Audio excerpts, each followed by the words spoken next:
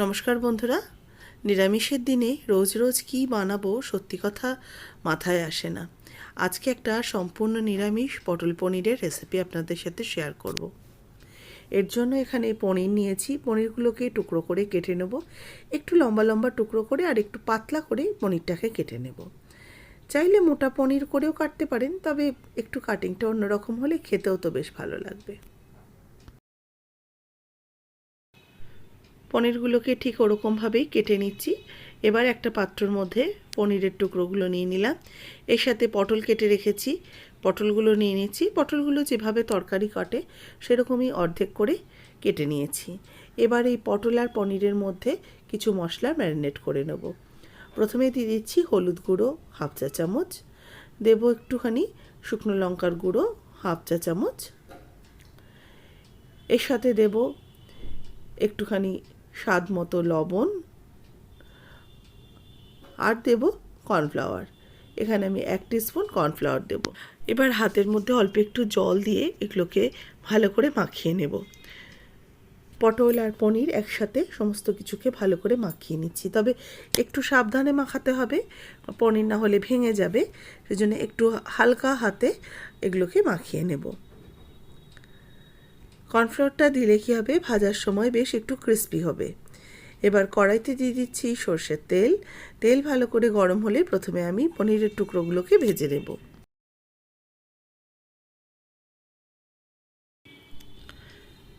পনিরগুলোকে বেশ একটু লাল লাল করে ভেজে নেব। এক পিঠ হয়ে গেলে এগুলোকে উল্টে দেবো, দিয়ে আরেক পিঠও ভালো করে ভেজে নেব।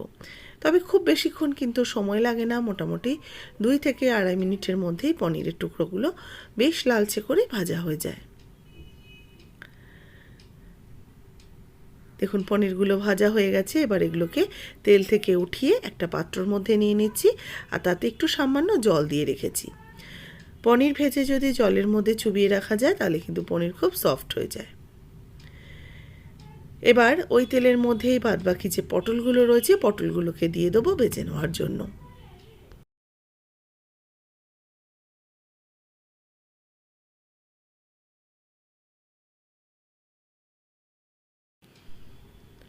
পটলগুলো কিন্তু একটু বেশ লাল লাল করে ভেজে নিতে হবে। আজকের এই রেসিপিটা কিন্তু আপনারা গরম ভাতের সাথে বেশ ভালো লাগবে। দেখুন রেসিপিটা খেতে কিন্তু অসম্ভব ভালো হয়েছিল। একঘেয়েমি পটল আলু দিয়ে ডালনা না করে পনির দিয়ে পটলের এই রেসিপিটা অবশ্যই একদিন নিরামিষের দিনে ট্রাই করতে পারেন। আর পটলটাকে কিন্তু একটু বেশ লাল করে মুচমুচে করে ভাজতে হবে, কারণ পটলের মধ্যে যেহেতু আমি একটুখানি কর্নফ্লাওয়ার দিয়েছি, তাতে কিন্তু পটলটা বেশ একটু ক্রিস্পি হবে ভাজার সময়। পটল ভাজা হয়ে গেছে, এবার পটলগুলোকে উঠিয়ে রেখে দেব।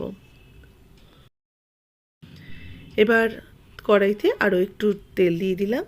এতে এবার ফোড়ন দিয়ে দেবো গোটা জিরে আর শুকনো লঙ্কা। ফোড়নটাকে কয়েক সেকেন্ড একটু নাড়াচাড়া করব। ফোড়নটা এদিকে হতে থাক, ততক্ষণ একটা মশলা করে নেব। মিক্সিং জারের মধ্যে নিচ্ছি 2 টিস্পুন কালো সর্ষে, নেব 2 টিস্পুন পোস্ত, এর সাথে দেব 2-3টে কাঁচা লঙ্কা, আর একটু জল দিয়ে এটাকে ভিজিয়ে রাখে তারপরে দিয়ে দিচ্ছি 2-3 টুকরো পনিরের কিউব। এবার এগুলোকে একসাথে বেটে নেব। মশলাটা কিন্তু খুব সুন্দরভাবে বাটা হয়ে গেছে, একটা স্মুথ পেস্ট তৈরি হয়ে গেছে। এবার ফোড়নের ওই তেলের মধ্যেই হাফ চা চামচ হলুদ, হাফ চা চামচ শুকনো লঙ্কার গুঁড়ো দিয়ে কয়েক সেকেন্ড একটু নাড়াচাড়া করে নিয়ে এবার এর মধ্যে দিয়ে দেবো বেটে রাখা মশলার পেস্ট। আচ্ছা, আমি কিন্তু এই সময় গ্যাসের ফ্লেমটা অফ রেখেছিলাম। এবার আমি মশলার পেস্টটা দেওয়ার পর আমি গ্যাস ওভেনটা অন করে নিচ্ছি, কারণ না হলে কিন্তু লঙ্কার গুঁড়ো হলুদ গুঁড়ো ওগুলো জ্বলে যেত। সেই জন্য অল্প আছে ওটাকে দিয়ে দিয়েছি, মানে গ্যাস অফ করে ওটাকে দিয়েছি। এবার এর মধ্যে এই স্বাদ মতো লবণ অ্যাড করে দিচ্ছি, আর দেব সামান্য একটু চিনি, কারণ নিরামিষ রান্না একটু মিষ্টি মিষ্টি না হলে ভালো লাগবে না। এবার ভালো করে মশলাটাকে একটু কষিয়ে নেব। তবে এটার মধ্যে যেহেতু সর্ষে রয়েছে, খুব বেশি ড্রাই করে কিন্তু কষাবো না, একটু জল জল থাকবে সেরকম পর্যায়ে এটাকে কষিয়ে নেব। এবার এর মধ্যে অ্যাড করে দেব ভেজে রাখা পটলটা দিয়ে মশলার সাথে মিশিয়ে নেব। পটলটা দেওয়ার পর আস্তে আস্তে আঁচ কমিয়ে মশলাটাকে কষাতে থাকবো। দেখবেন আস্তে আস্তে যখন সুন্দরভাবে এটা তেল ছাড়তে শুরু করবে, মশলার থেকে তেল ছেড়ে এলে বুঝবো পটলটা ভালো করে কষানো হয়ে গেছে। মাঝে আমি মিনিট 2-এর জন্য একটু ঢাকা দিয়ে রেখেছিলাম, দেখে বুঝতেই পারছেন তেলটা কিন্তু মশলার থেকে সুন্দরভাবে সেপারেট হয়ে গেছে। এবার এর মধ্যে অ্যাড করে দিচ্ছি ভেজে রাখা পনিরের টুকরোগুলো। পনিরগুলো দিয়েও কিন্তু পটলের সাথে ভালো করে মিশিয়ে নেব। ওই যে বললাম পনিরগুলো যেহেতু একটু পাতলা করে কাটা, সেজন্য একটু সাবধানে কাটতে হবে, মানে নাড়াচাড়া করতে হবে। ভালো করে মশলার সাথে পনির আর পটলটাকে কষিয়ে নিয়ে দিয়ে দেবো আন্দাজ মতো জল। তবে এটা খুব একটা ঝোল হবে না, একটু হালকা গ্রেভি থাকবে। ওই আমি 1.5 কাপের মতো এখানে জল অ্যাড করে মশলাটাকে ভালো করে মিশিয়ে নিচ্ছি। পটল আর পনিরটাকে ভালো করে মিশিয়ে নিয়ে এবার একে ফুটতে দেব। ভালো করে মিশিয়ে নিয়ে আমি মিনিট 5-এর জন্য ঢাকা চাপা দিয়ে একদম আঁচ কমিয়ে রেখে দেবো। 5 মিনিট পর ঢাকাটা খুলে নিয়েছি। গ্রেভি কিন্তু বেশ গামাখা গামাখা হয়ে গেছে। এবার এটাকে নামিয়ে সার্ভ করে নেব।